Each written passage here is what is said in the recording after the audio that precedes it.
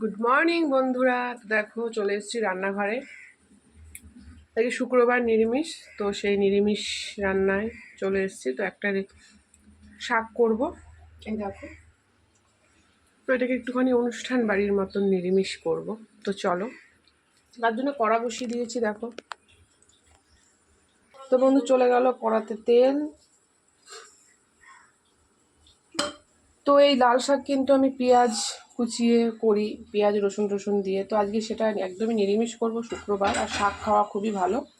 তেলে চলে গেল কালো জিরে, দেখতেই তো।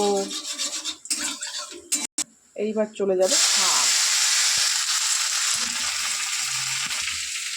চলে যাবে সামান্য লবণ, যেহেতু শাক একটু ছোটো।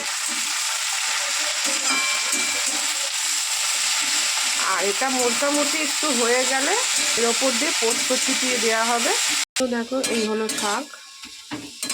এই শাক কিন্তু খুব উপকার, বিশেষ করে বাচ্চা থেকে বড়দের যাদের গায়ে রক্ত কম, ওই লাল শাক খাবে, যে কোনো শাক খাওয়াই খুব ভালো। নিরামিষ শাক যেহেতু সামান্য একটু মিষ্টি দেবো। তো দেখো আজকে থেকে রথ শুরু, বাইরের ওয়েদারটা কেমন। তো সবাইকে আমার সকল বন্ধুকে জানাই শুভ রথযাত্রা। সবার দিনটা খুব ভালো থাকুক, বাচ্চারা শুধু শুধু বাচ্চারা রথ নিয়ে বেরোক, এবং আমাদের জগন্নাথ দেব সবার মঙ্গল করুক, এই কামনাই করি। পেঁয়াজ ছাড়া করেছি, সেহেতু একটু দেখতে সুন্দরের জন্য কিন্তু 2-4টে পোস্ত দিয়ে দিলাম। এবার নামিয়ে নেব।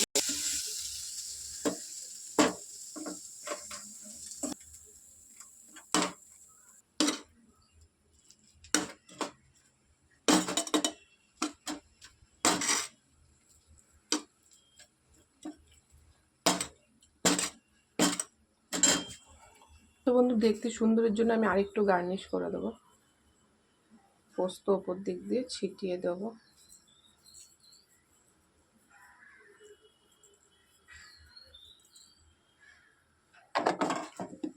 তো দেখো